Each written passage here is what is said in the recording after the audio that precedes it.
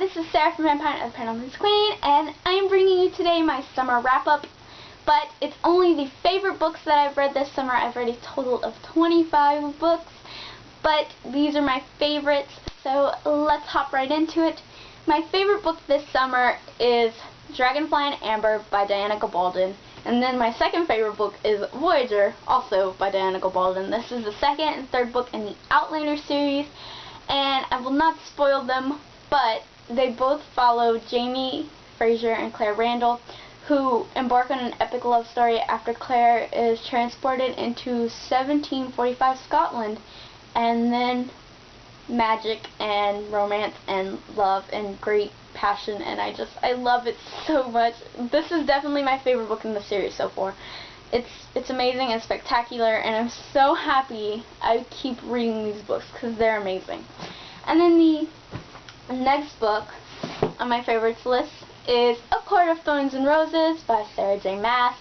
And this has gotten a lot of hype around BookTube, and basically just upon release it was so highly coveted, and I was lucky enough to actually get a copy of it because I hardly ever buy for new releases, and I really enjoyed it, and I plan on reading the Throne of Glass series because I really loved and enjoyed A Court of Thorns and Roses. So definitely pick this one up if you are into YA fantasy retellings, because this one was pretty great, and it made me really love fairies. Like, I really enjoyed the concept. And then the next book on my list is The Tales of Beedle the Bard by J.K. Rowling. This is, of course, the very popular, storybook from the Deathly Hallows that Hermione is gifted from Albus Dumbledore after his passing. And I really love the stories. It's pretty awesome to be able to say that you read a magic children's book, even though you're not a magical child. Well, I believe that I am, but I just really enjoyed it, and it was fabulous. And then the next book on my favorites list is an audiobook that I listened to this summer, and it is Anne of Green Gables by Ellen Montgomery. Anne of Green Gables follows Anne Shirley, who is a little red-headed girl.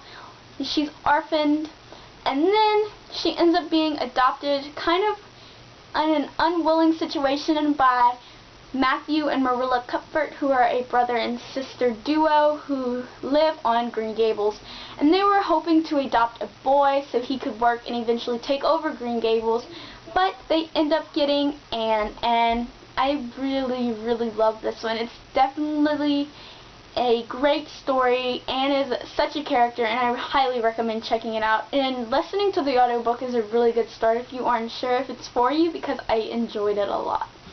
And then the next book on my list is Fantastic Beasts and Where to Find Them by J.K. Rowling.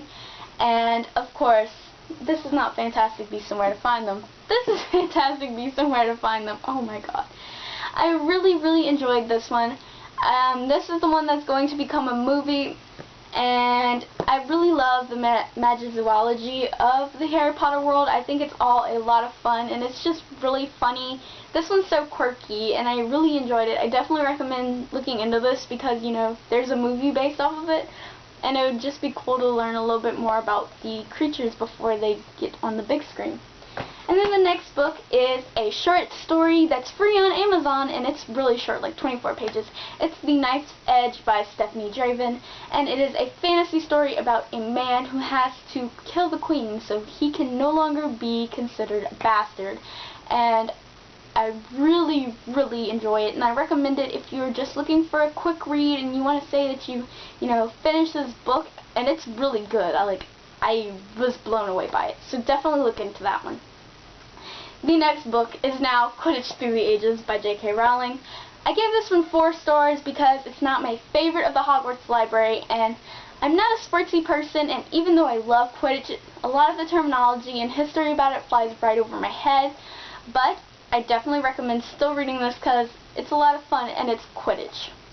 And then the next book is The Zoo Story by Edward Albee, and I'm not including the whole story collection, but The Zoo Story is a second part of a 2-act play. It was originally only a 1-act play, and it's a really interesting play because it looks at the concept of humanity and animals together, and I really enjoyed it, and I definitely recommend checking this one out. Then the next book I read was Nihal of the Wind by Alicia Troisi.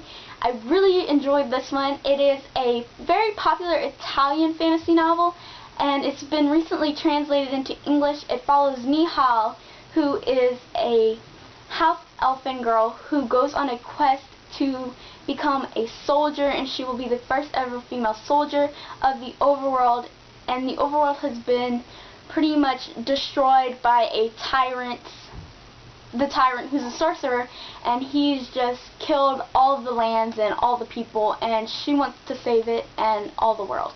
And I really enjoyed it, and I'm reading the sequel now, and I just think that it's a good trilogy, and I can't wait to see how it wraps up. And then the next book on my list is Honey Baby Sweetheart by Deb Caletti. Now this is just a fun contemporary. I don't think it's amazing or anything, but I had a lot of fun rereading this one, and I definitely recommend this if you're a fan of contemporaries. I read this book I think when I was in 6th or 7th grade, and it follows Ruby McQueen, and she's, you know, your typical good girl, and she goes on a kind of journey of becoming a bad girl or rebel, and then she finds out that that's not who she is, and then she goes on a road trip with a bunch of old people to reunite old love, and that's the best part of the novel, obviously. So those are my favorite books that I've read this summer. Let me know what your favorite books are down below, and don't forget to subscribe. Bye!